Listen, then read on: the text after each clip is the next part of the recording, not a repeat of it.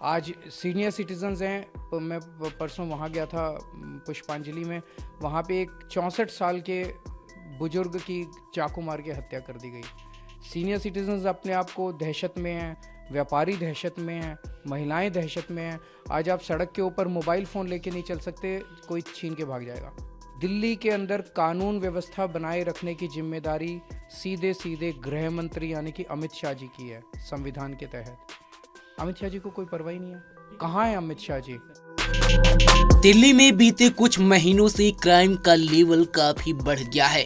धमाके हो या मर्डर की खबरें आए दिन सामने आते ही रहते हैं। आज ही दिल्ली में 2 जगहों से मर्डर की खबरें आई हैं, जिसके बाद से एक बार फिर से दिल्ली में कानून व्यवस्था पर बड़ा सवालिया निशान खड़ा हो गया है।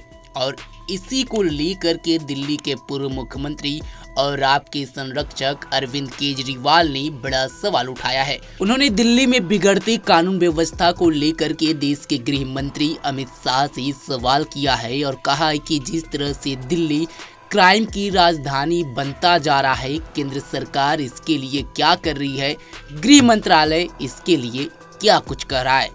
सुनिए अरविंद केजरीवाल ने किस तरह से दिल्ली में बढ़ती क्राइम को लेकर के अमित शाह से क्या सवाल किया। दिल्ली की कानून व्यवस्था बहुत भयावह हो गई है। लॉ एंड ऑर्डर की बहुत बुरी हालत हो गई है और खुलेआम गोलीबारी हो रही है, खुलेआम चाकूबाजी हो रही है। आज सुबह विश्वास नगर में एक बर्तन के व्यापारी मॉर्निंग वॉक के लिए गए। जब घर वापस आ रहे थे तो भरी सड़क के ऊपर 2 मोटरसाइकिल सवारों ने आके उनके ऊपर 8 राउंड गोली चलाई। उनकी वहीं स्पॉट पे मौत हो गई। इतनी हिम्मत कैसे हो गई अपराधियों की कि वो खुलेआम गोलीबारी कर रहे हैं दिल्ली की सड़कों के ऊपर।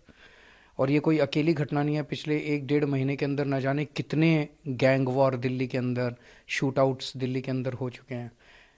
आज ही उस विश्वासनगर की घटना के कुछ घंटे के बाद गोविंदपुरी में एक व्यक्ति की चाकू मार के हत्या कर दी गई। और उसी स्पॉट के ऊपर कुछ दिन पहले गोविंदपुरी में एक पुलिस कांस्टेबल की चाकू मार के हत्या की गई थी।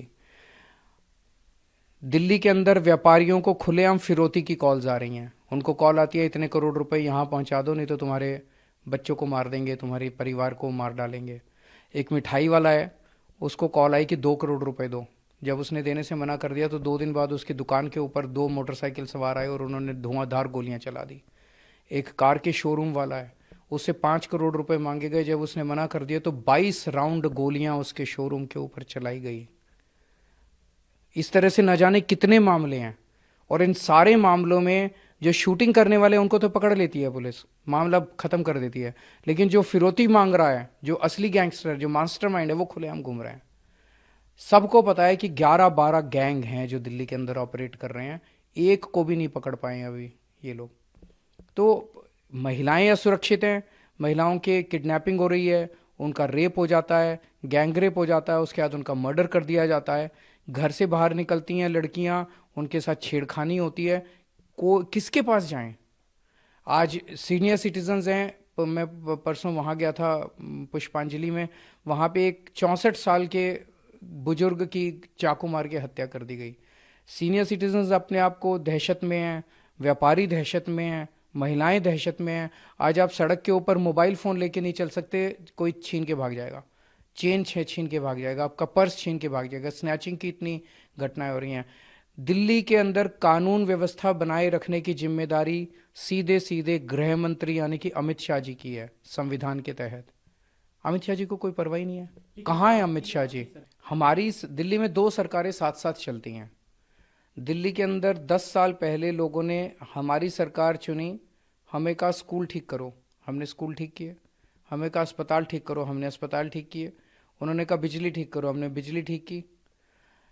लोगों ने एक जिम्मेदारी बीजेपी की केंद्र सरकार को दी, वो थी कानून व्यवस्था की, लोगों को सुरक्षा देने की, दिल्ली पुलिस की। वो जिम्मेदारी केंद्र सरकार की है और केंद्र सरकार में भी गृह मंत्री की है। गृह मंत्री कौन है? अमित शाह हैं। तो बीजेपी और अमित शाह, अब उनको एक ही जिम्मेदारी लोगों ने दी थी, उसमें भी वो बुरी तरह से फेल हो गए हैं। आज उन्होंने दिल्ली का बुरा हाल कर दिया। केवल और केवल गंदी राजनीति करते हैं। आप जैसे अभी कह रहे हो गिरिराज जी ने प्रश्न उठाया, तो वो प्रश्न वो भी जानते हैं कि वो गलत बोल रहे हैं, वो भी जानते हैं वो झूठ बोल रहे हैं, जनता को गुमराह कर रहे हैं। वो भी जानते हैं कि बीजेपी की जिम्मेदारी है कानून व्यवस्था को बनाए रखने की। वो नहीं करेंगे, राजनीति करेंगे, केवल राजनीति करते हैं, गंदी राजनीति करते हैं।